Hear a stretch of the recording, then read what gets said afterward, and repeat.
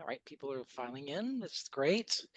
Mm. Yeah, so let's get started. Welcome, everyone. It's really good to have you all with us today. My name is Luc Dumont, Senior Vice President of Consumer Insights for Leger's Central Canada Division, and I'm really excited to have you with us all today. I'm joined by my trusted colleague, Lana Porter from Leger's Western Canada Division, where she is a Senior Vice President of Consumer Insights. Hello, Lana. Hi, Luke. I'm really excited to be here today with you to present these insights.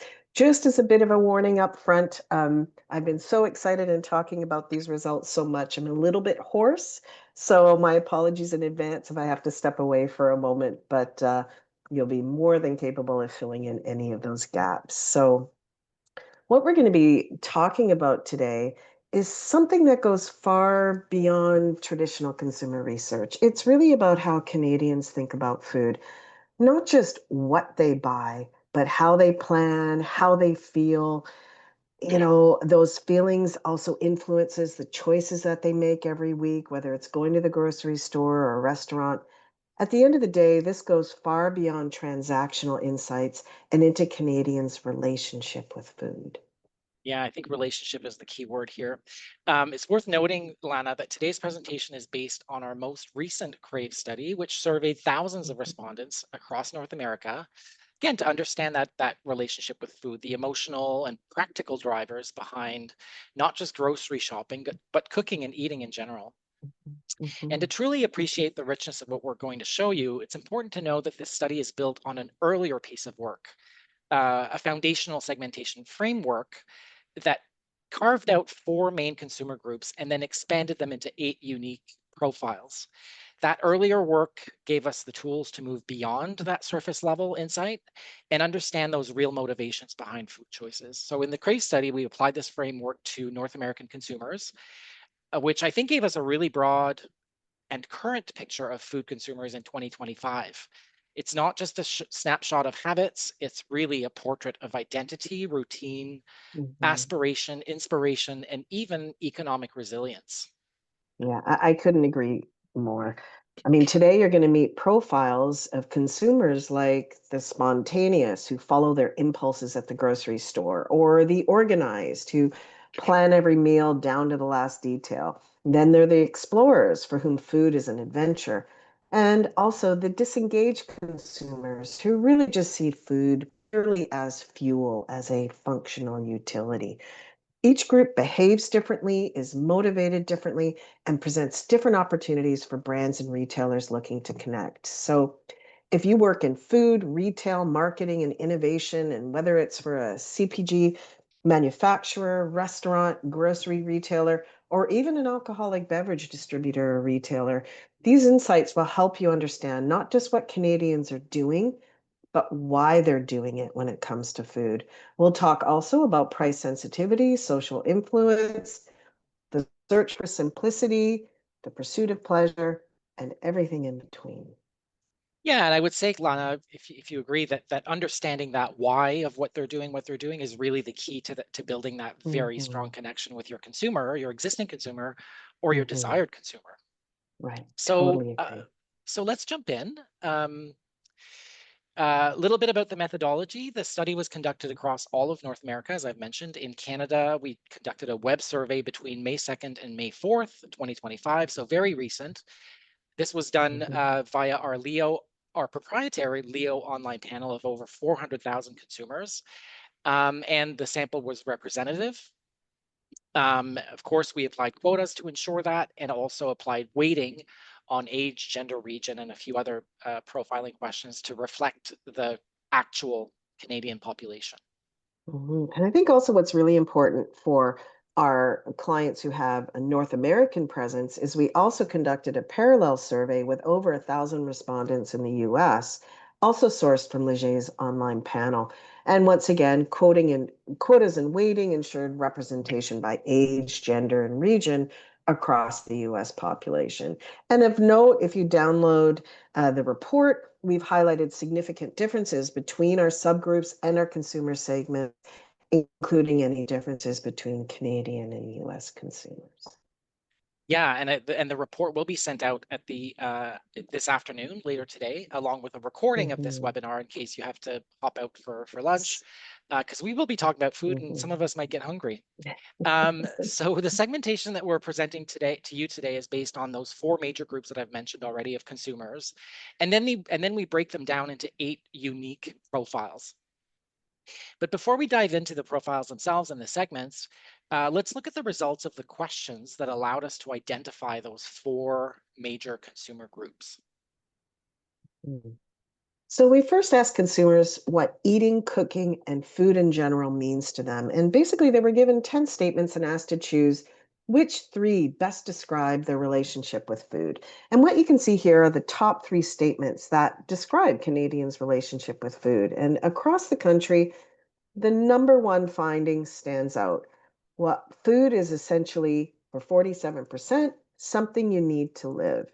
I'm always very curious about the 53% who didn't say this was a top three, but I think that's a whole other study. It's also much more than just something that you need to live.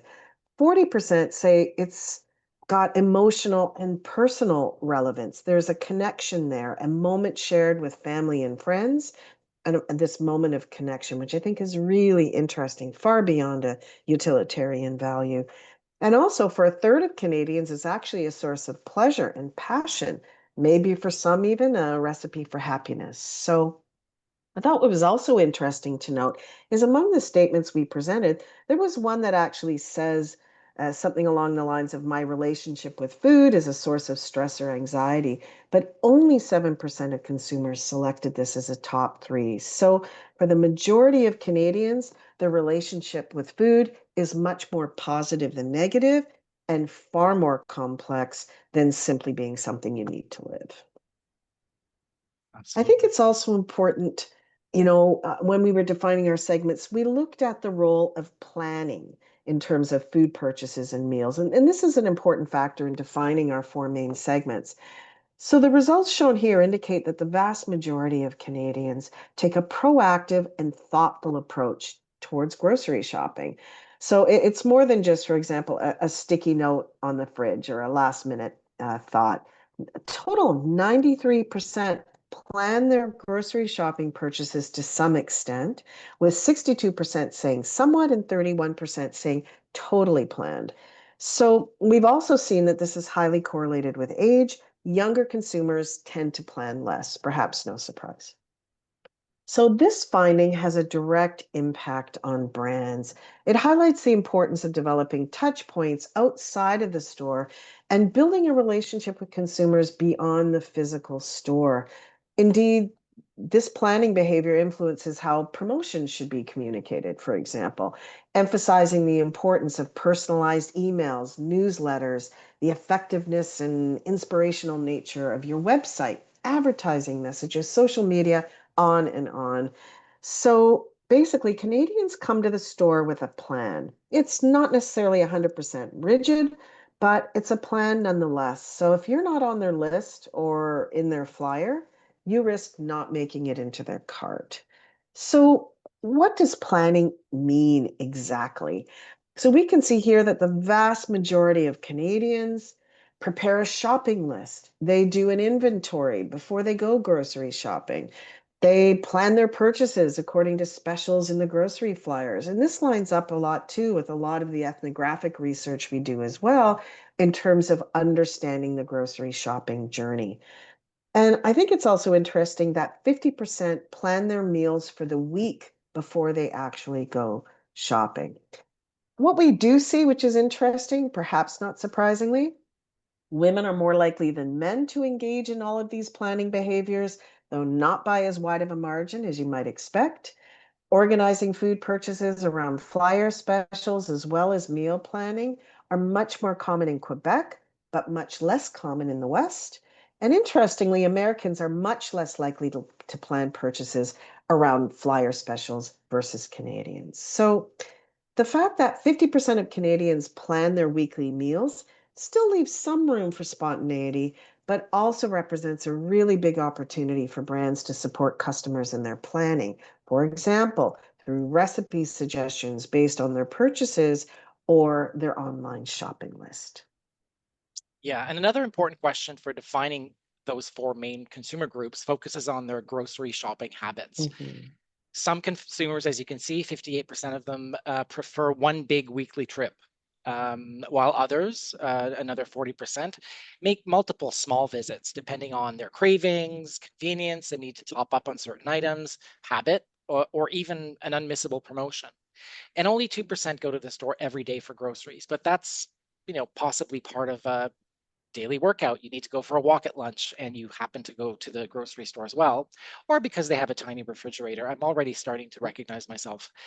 It's also important to note that there's not necessarily a direct link between how much people plan their meals and purchases and how they go about grocery shopping, which is really interesting. I think what that tells Mm, me is that even the most meticulous planners often show great flexibility in how they shop, right? It mhm, shows that, while some make several trips or give in to cravings from time to time, they do so within a pretty structured framework. mhm, I mean, I wouldn't be surprised, honestly, if we think about remote work and how that's changed our lives, that, mhm, the frequency of multiple shopping trips per week has likely increased mhm. because And let's there's face also, it, yeah, yeah, go ahead. yeah, I agree. I was just going to say there's also differences in how they shop once they're at the store as well. We've seen what I used to call the dive bombers or the cherry pickers, the aisle browsers, all of this having implications for in-store marketing and promotional efforts. So, Yeah, I mean, I think huge. really what this tells us is that there's no single right way to do grocery shopping, right? Hmm, hmm. Yeah, it's really interesting. But we're at the end of those questions. We've shared these questions and findings on what was used to determine those four key segments. So let's look at them. Hmm. So before we dive into the segments, I absolutely love this quote. This is my mantra. This quote from French gastronome Jean d'Ambriat Savarin might be nearly 200 years old, but it's never been more relevant. Today, food choices reflect far more than taste or budget. They're shaped by emotions, values, culture, identity, even aspirational goals. And that's the central idea driving the segmentation we're about to explore. Because when we really examine what people eat, how they shop, how they cook, we begin to uncover who they are as individuals and as consumers. And in fact, I worked with an online dating company, and we were able to determine that consumers' overall approach and relationship with food was a key driver in relationship compatibility. I mean, that's an entirely other webinar, but if you're interested in learning what some of those key questions might be, happy to share those later. So, at the end of the day, are consumers driven by impulse when it comes to food? By discipline? Are they joy seekers or efficiency maximizers? Are they curious, frustrated, strategic? Basically, this isn't just about capturing a moment in time. It's about understanding the deeper motivations that define consumer behavior and how brands can connect with people based on how they feel about food, not just what they buy. So, with that, let's meet the four key segments that shape North America's food landscape. Absolutely. So these are the four foundational segments that emerged from this research.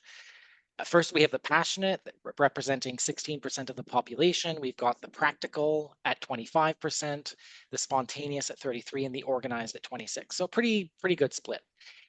Each of these, again, reflects a very different relationship with food, how people plan, how they shop, how they cook, and how they eat.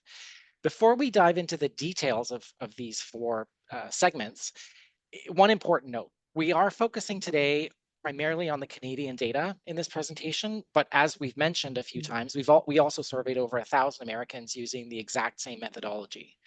And interestingly, the results are nearly identical across the two markets. There were Mhm, no statistical differences in the size or makeup of these four key segments between Canada and the US.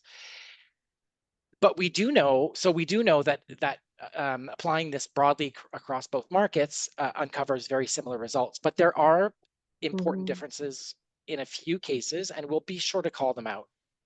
Of course, mhm, also, as we've mentioned, after the webinar, you'll receive a free copy of the full report, which includes detailed data for both Canada and the US. It's broken down by age group, gender, region, and always a comparison to, in the Canadian tables, we've got a comparison to the US, and in the US tables, a comparison to Canada. So if you're looking for more specific Mhm. insights tailored to your audience or brand, that's all coming Mhm. your way.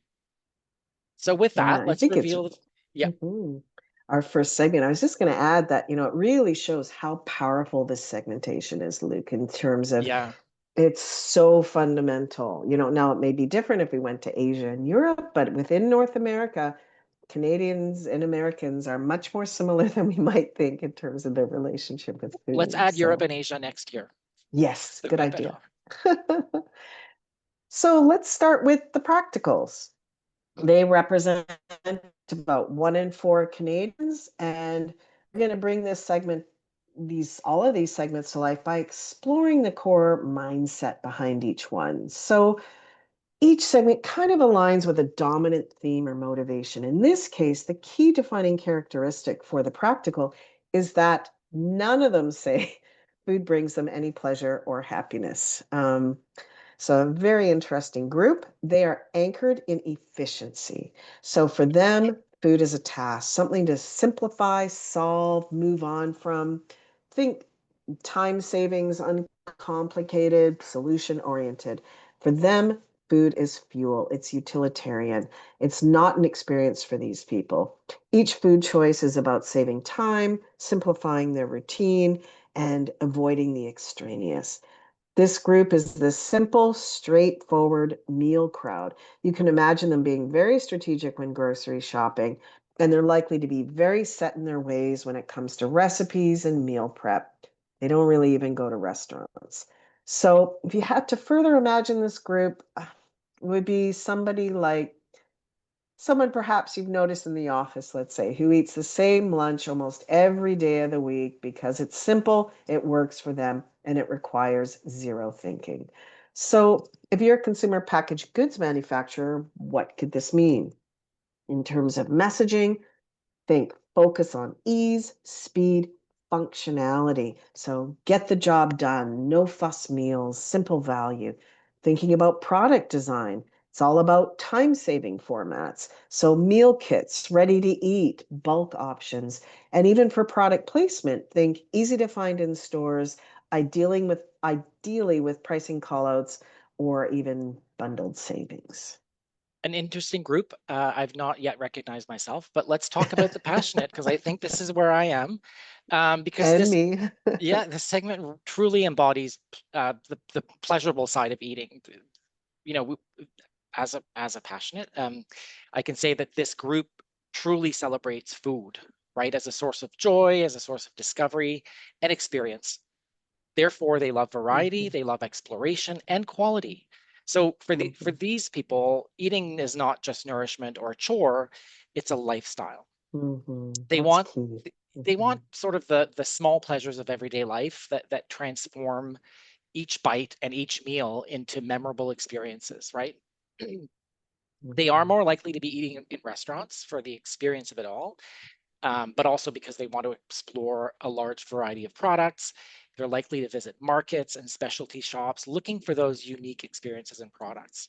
So, mhm, if you had to imagine this person, and I think this might be based on a true story from Lana, this is the kind of person in your group who makes reservations at a restaurant in Tokyo, even before having purchased their airline tickets. Guilty, guilty as Guilty. There you charged. go. You eat for pleasure, a true Epicurean.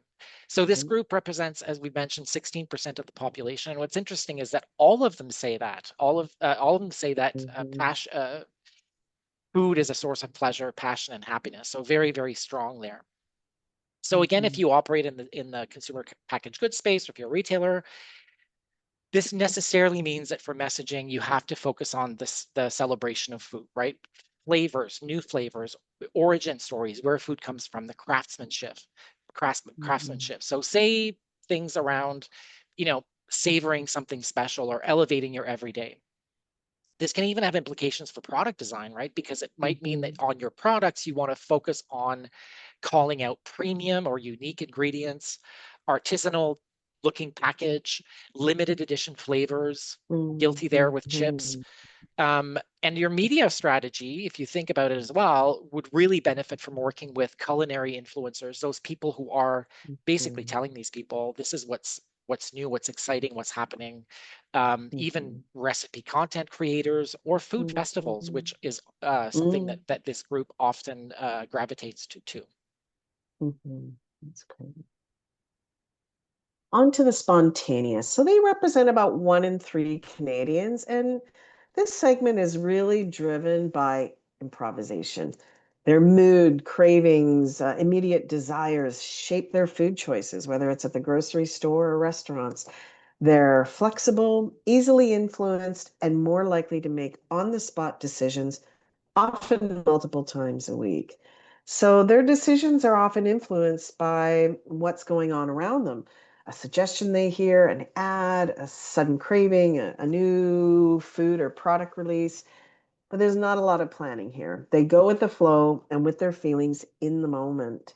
They're impulsive purchasers. They go shopping often and leave a lot of space in their lives to immediately satisfy those cravings. So this is the type of person who is actively, while walking down the grocery aisle, deciding on what to make for that special dinner later in the week, but returns later in the week because the inspiration has changed. So they are fickle and ever changing, highly susceptible to messaging in any form. So messages like, try it now, new and irresistible, snack your mood would really resonate with this group, as would focusing on things like bold flavors, impulse size formats, eye catching packaging, and also big implications for placement at retail or placement in the grocery store. Where are they most likely to see it and grab it?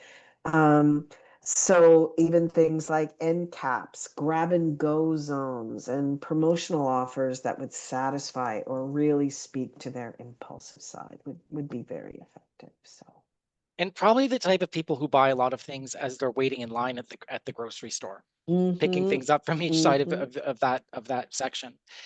Let's talk about the organized, Absolutely. representing 26% of the population. Here we have 84% of this group saying that their food shopping is totally Mhm. planned. So these are the planners. Mhm. They're structured, they're rational, and they're very routine driven. They plan their meals, their lists, even their freezer contents. They look at what's in the house before they leave. They open the cupboard, they open the fridge, and they like to cook at home because it gives them a sense of control. With this group, Mhm. you know, everything is planned, not just the shopping, right? So the week's menu, which impacts the shopping list, but even as I said, keeping their refrigerator and freezer inventory, making sure that's up to date. So again, their approach is very rigorous and rational. They have a clear objective, and that's to maximize control, avoid waste, and stay within budget. So not a surprise, Mhm. this group is less drawn to the restaurant experience, to ready-made meals, or to take out food delivery. What they do love, as Mhm. I've said, is to cook at home because they can plan every Mhm. ingredient, they can account for every ingredient, and that gives them comfort. Mhm. So this is the person Mhm. that we all know that spends all of Sunday planning meals for the week, then does their grocery shopping, comes home, prepares the Mhm. meals for the week ahead. It gives them peace of mind. So clearly, with this group, you'd Mhm. want your messaging to have vibes that are, you know, around planning with confidence, stocking up smartly, Mhm. meal prep Mhm. made easy.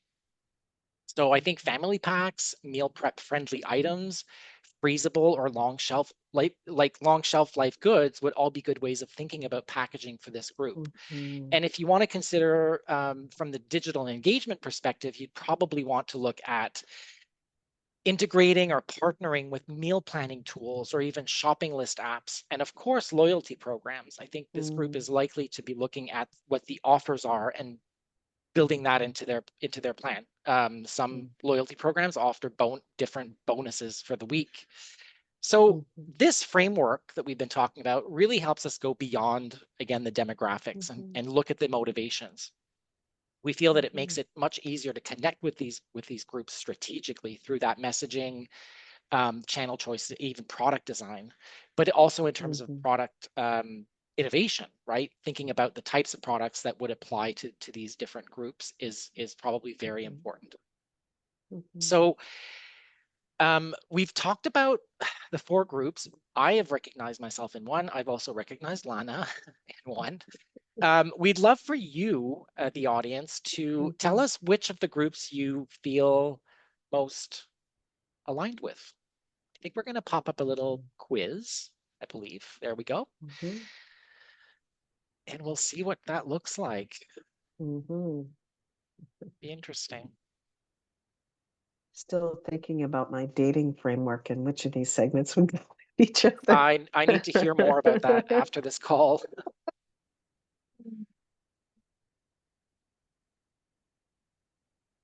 All right, let's see what this looks like.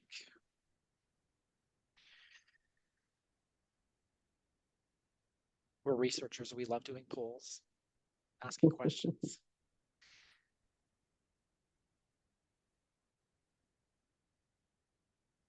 All right, let's see what's.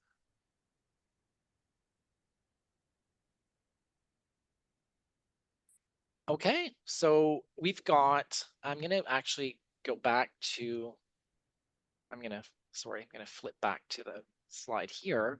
So we've got 13% saying that they are practical, 20% saying that they are passionate, spontaneous 37%, and organized 30%.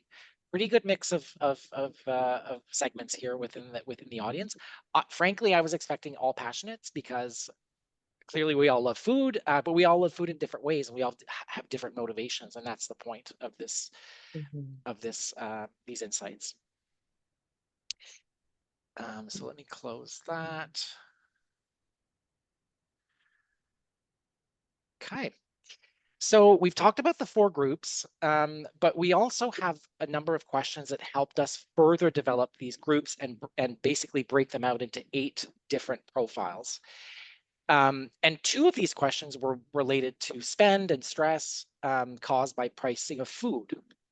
We asked Canadians what their household spends on were for food each week, and so that excludes restaurants, it excludes alcohol, it excludes cleaning products. It's really just the food in your basket, and the average came in at $179.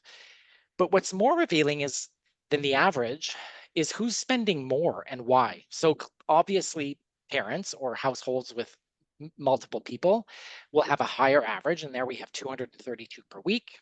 Larger households, more frequent grocery runs and larger baskets. Those born outside of Canada, those with spend 206 on average, and of course, households earning more spend more. Those spend $204 weekly if you make $100,000 or more per year.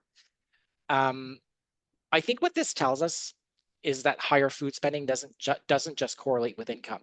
It's also linked to life stage, family structure, and cultural background.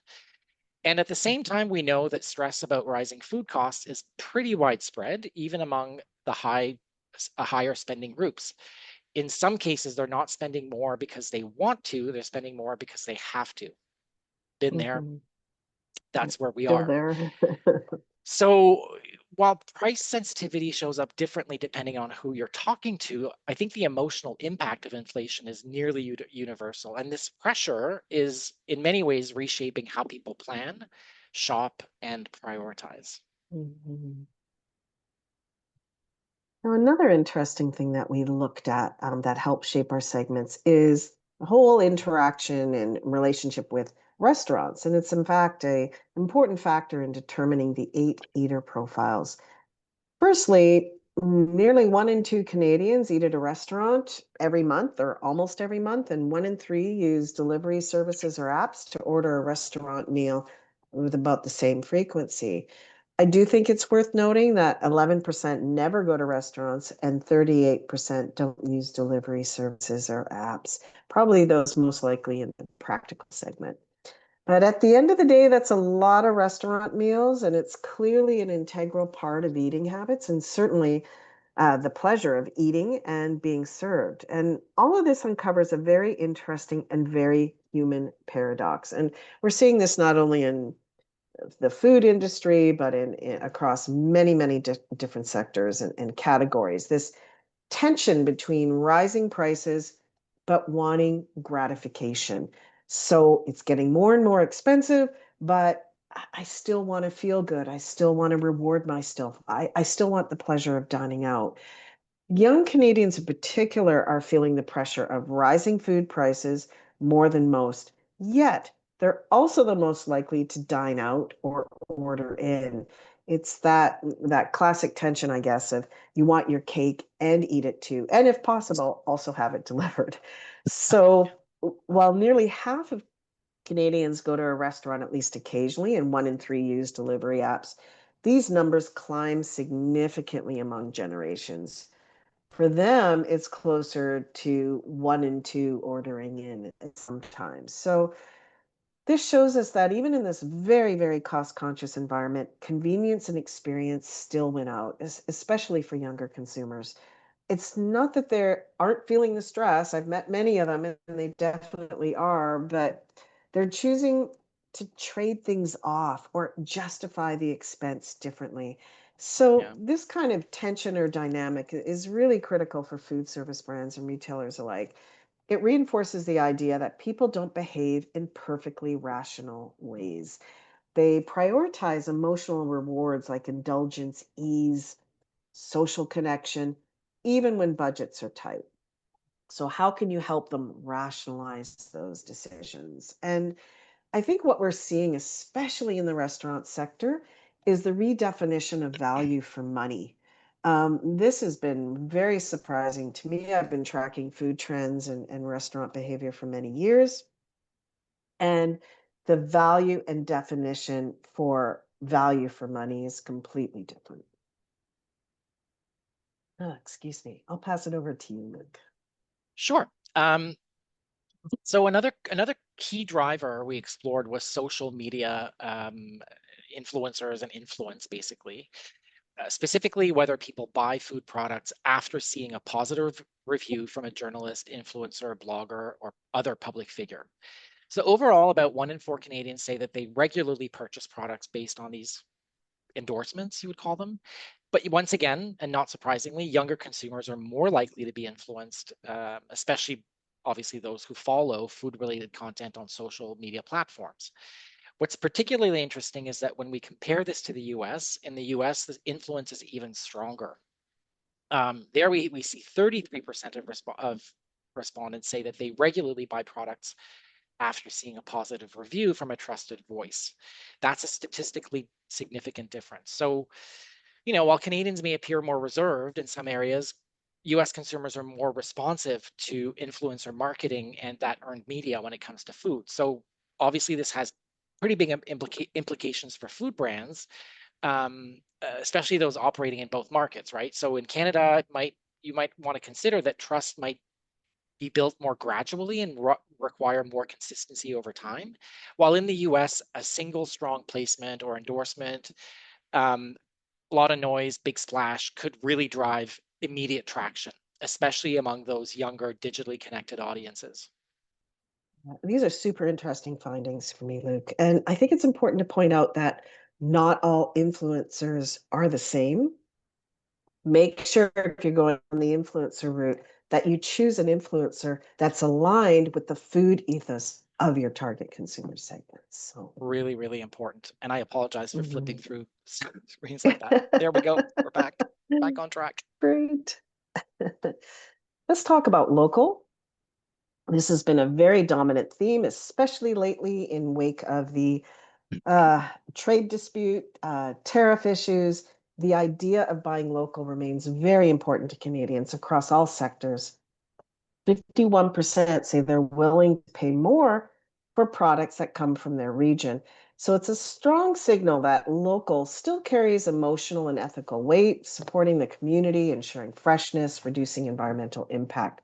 But we are beginning to see signs of fatigue, not just in food related industries, but across all industries. Roughly 1 in 4 Canadians now say they're tired of hearing about buying local. And that doesn't mean I think that they've turned against it, but it does suggest that the messaging may be losing a bit of its impact, especially if it feels repetitive, vague, or Mm, disconnected from actual value. So while local remains a differentiator, it's not a free pass. Consumers are increasingly asking, how local? Why does it cost more? Is the quality really there? They want transparency, substance, and relevance, not just the label of local. So this is especially true among younger consumers. They're very wary even of things like greenwashing. And now, for lack of a better term, local washing. Really saw that emerge in the wake of the tariffs. And this really heightened the sentiment. The vast majority of Canadians, regardless of product category, made a concerted and is still making a concerted effort to buy Canadian. And the closer to home, the better. In fact, I found it really interesting in some other research that we did that about 15% of Canadians use an app to determine product origin when shopping, especially when grocery shopping. And it's unlikely that this sentiment will go away anytime soon. So, the bottom line is you've got to be honest and real when waving the local flag. Make sure that your messaging around local is authentic, specific, meaningful, and tied to something people care about. Always link it to the consumer benefit like freshness, sustainability, or craftsmanship. Lana, would you say, I'm curious about that 15% of people who say they use an app when grocery Mhm. shopping to determine product origin.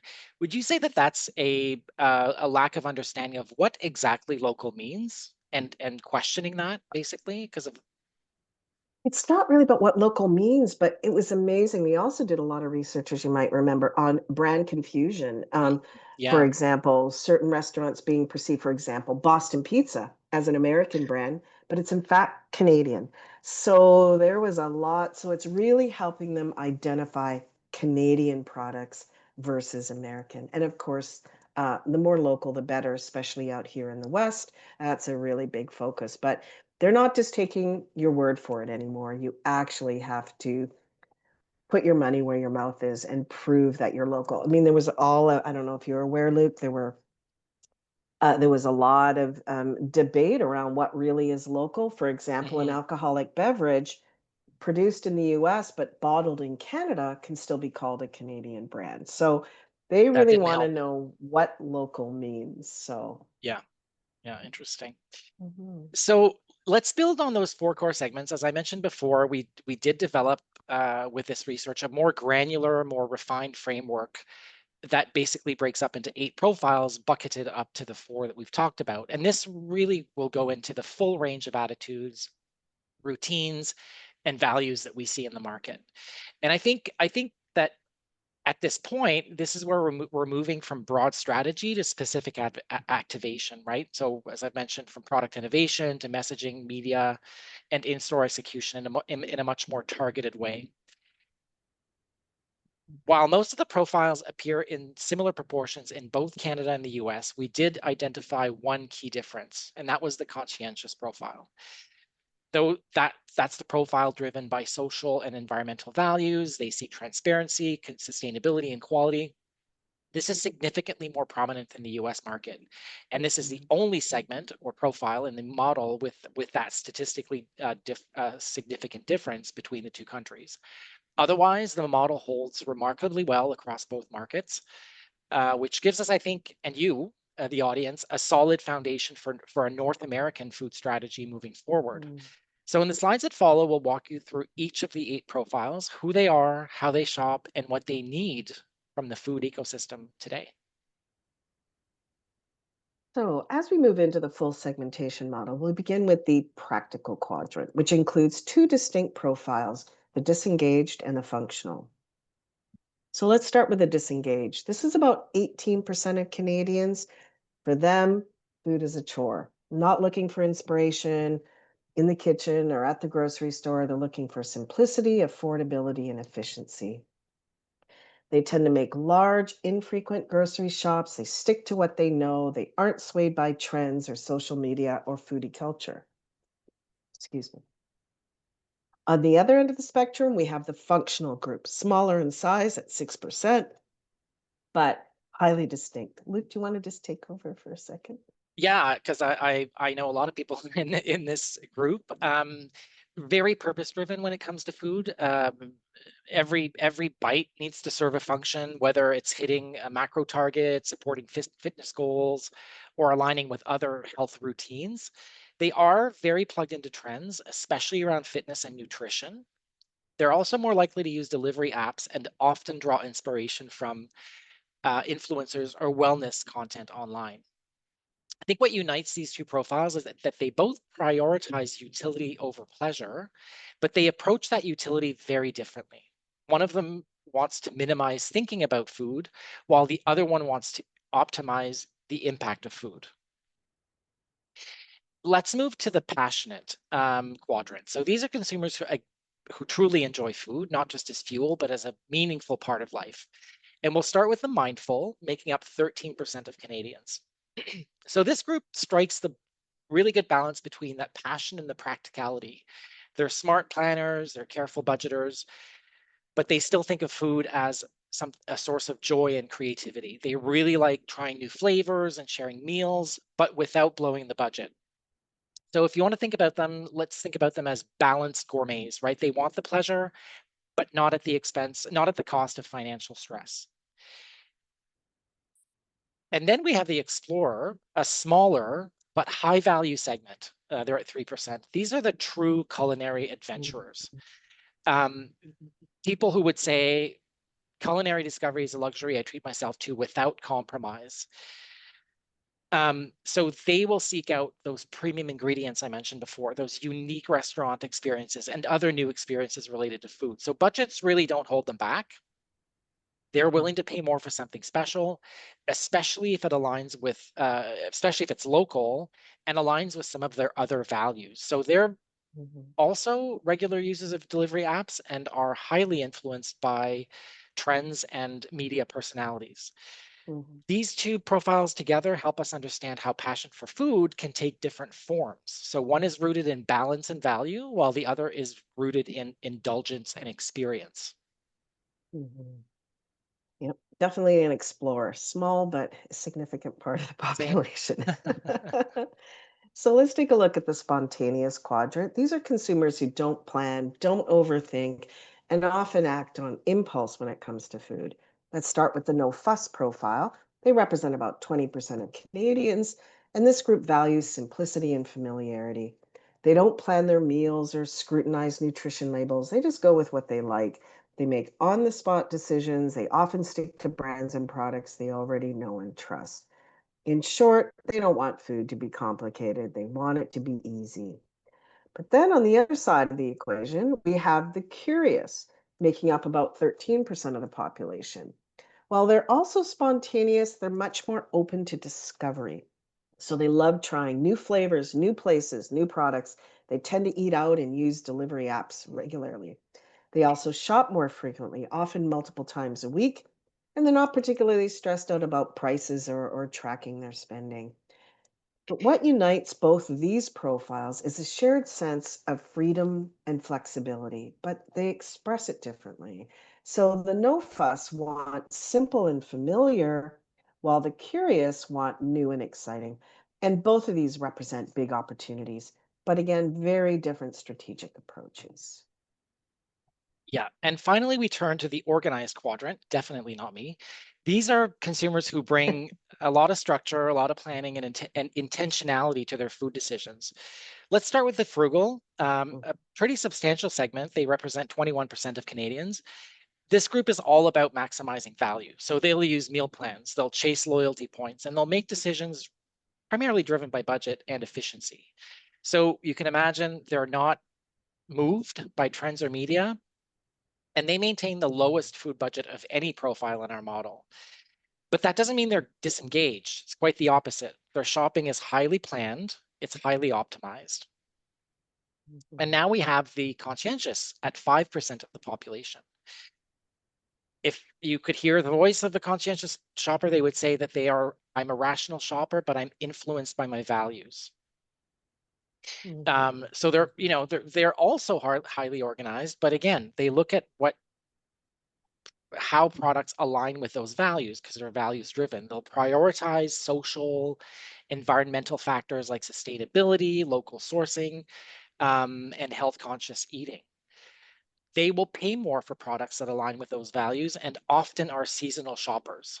These are the people that go to the farmers market during the summer to get those things that are just available in the summer and that are local. As I mentioned earlier, this is the only segment that over-indexed in the US compared to Canada, which I think makes it a particularly important audience for cross-border brands Mhm. with that ethical or purpose-led positioning that you may have. Yeah. And I think you've got a bit of a teaser for us, Lana.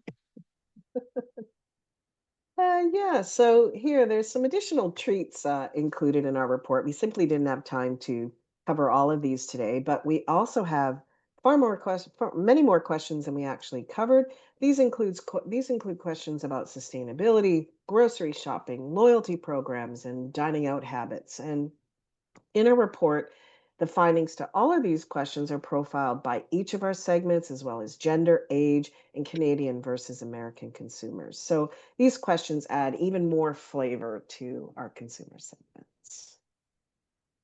Yeah, so how can you use this segment? So, let's talk a little bit about its benefits. So first of all, as many of you will know, conducting a huge segmentation study is quite costly.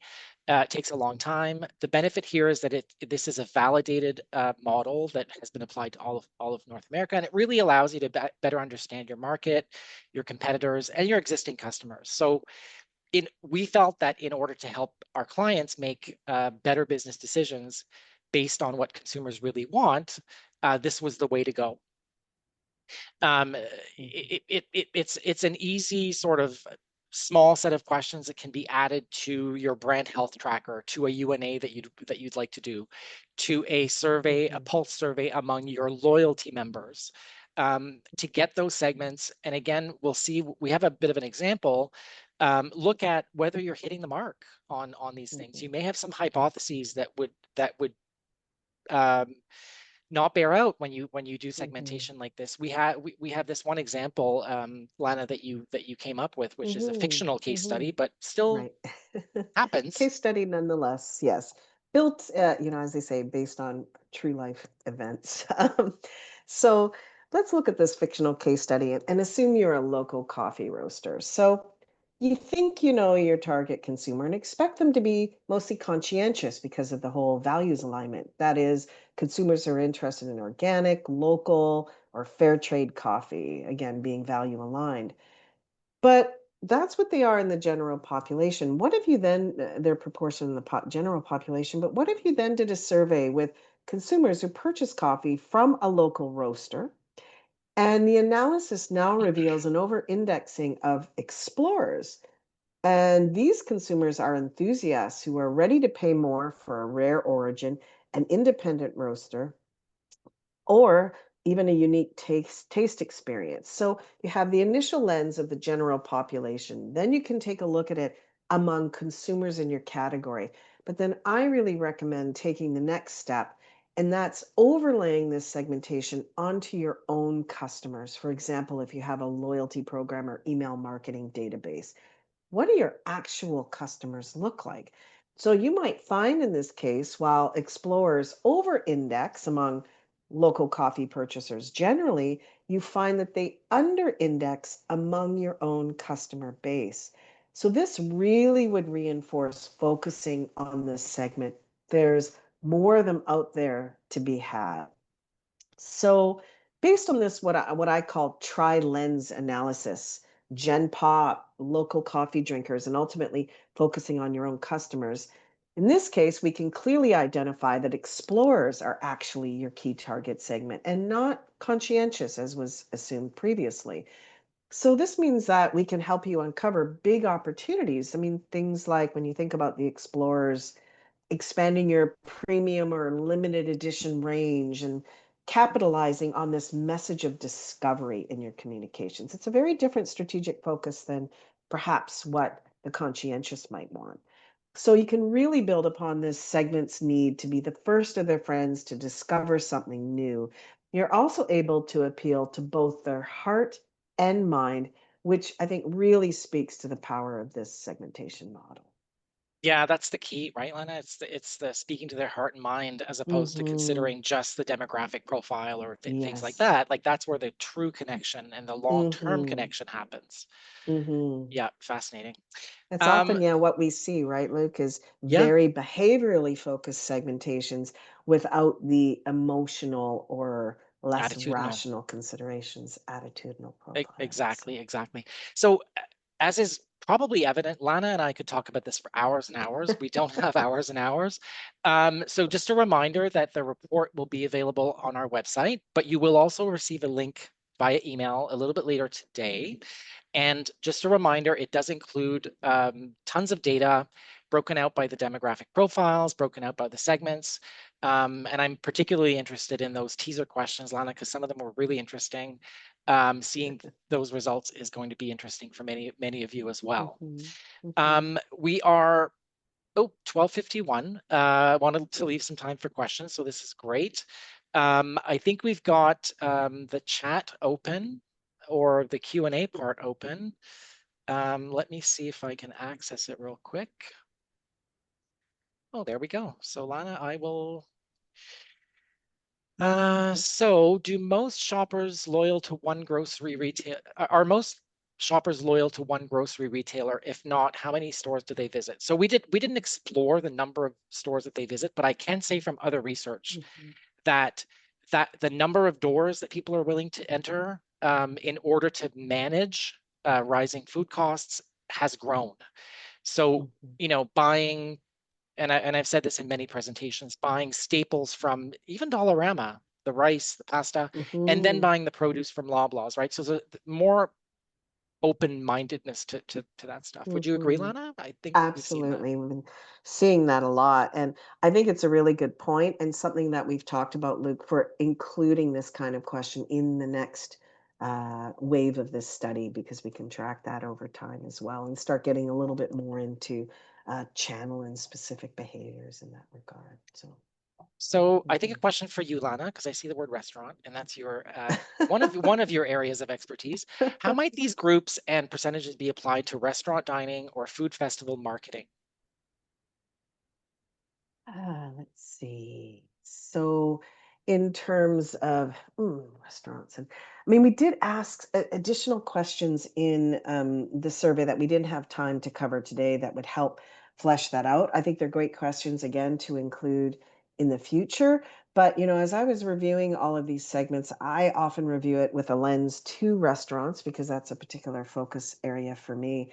And I think it has huge implications for that, but as well, what I have seen with a lot of my restaurant clients is a pre-assumption, let's call it, of who their target consumers are and tailoring their marketing and product development accordingly. But in actuality, it's something quite different. And I found, especially with a lot of my restaurant clients, they have a lot of databases, email databases, loyalty program databases. I would especially encourage running this kind of a segmentation on there. And it similarly would apply to food festivals as well. As what matters? Is it a local focus? Is it an ethnic food focus? I mean, the Yeah. whole restaurant category is so complex. But there's a lot that you can easily extrapolate here about each of the segments. But I would then recommend taking the next step and overlaying it on your actual target consumer group. So, Yeah, yeah. So I'm seeing one really tough question, but I think we should address it. mhm, So we've got a couple of people saying that or asking how we account for some amount of overlap in the segments. So being, for example, an organized during the week because of mhm, hectic schedules, but then a passionate on the weekends. So yes, there will be overlap, and we did talk about how life stage can affect these things. So you could be moving from mhm. one segment to the other and back depending on what's happening in your life. But primarily when we ask these questions, we ask about most usual behavior, right? So it's sort of the uh, yeah. Any Mhm. comments on that, Lana? Well, I also think, it's also something to always consider with any kind of segmentation research is applying the occasion-based filter, which again is something that maybe we can layer on into the next iteration of this. But we see this for many categories, especially many different food categories, is it's correct. I'm this way during the week, or I buy this during the week, but on the weekends, I shift my persona. So I think that would be a really interesting layer to look at. And we have done that in other studies where we take more of an occasion-based lens for personas or segments and see how those shift and overlap. So Yeah, yeah. So a couple of questions about the report. So do we have segmentation of of buying local crossed with the identities or the profiles that we've identified? Yes, that will be in a table format. You should see that in the mhm, report. mhm, And to address another question in the report, you'll also see the question text, the specific question text um, that we utilized in the survey. mhm, We have 4 minutes left. Let me just go cycle through. And I apologize. There's some repeat. There are a lot of questions, so thank you. That's great. Um, mhm, if we don't get to your question, we will address them via email. We promise. mhm. Um, so have you discovered if some groups visit specific chains more than others? We have not, but that would be a um, very interesting lens to look through for sure, and not just you know, which chain is their favorite, but which, you know, maybe you know, to circle back to that other question about the number of banners that people visit. Maybe Mhm, talk about sort of like share of wallet between different banners and look at that through the mhm, segments and see how that mhm. plays out. And I think, Luke, what we've also talked about is, this segmentation algorithm can also be applied to qualitative research. And wherever possible, I also strongly recommend getting to meet your segments up close and personal. So we can actually use this algorithm in recruiting for qualitative with your target consumers. And I would say, in my experience, I do a lot of quant and qual. You would be surprised at what you can learn by layering on the qualitative lens. In my experience, I'd say we learn probably about 50% more of who these consumers really are and how they interact with your brand or with your category. As I like to say, quantitative research is a fabulous skeleton. You can lean on it, it gives you structure and support, but doing the qualitative research around these segments helps add the flesh, the color, and the personality. So, Absolutely, absolutely. So we, mhm. with 2 minutes left, we will leave it at that, I believe. Mm. Thank you everyone for having taken the time out of your day to Mhm, listen to us talk about something we're clearly very passionate about. If you have any questions about how do I make this work for my organization, for my brand, mhm, do not hesitate to contact Lana or myself, or easier ways just to contact solutions at leger360.com. We'll both get the email.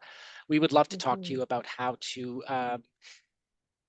help you better understand how to use this. Talk about it all day long, but I know our And we time is have, up. wonderful. Well, thank you so much, Great. everyone. Thank Have you, a great everyone. I rest of really your day and a appreciate it. great week. Great. Thanks for joining.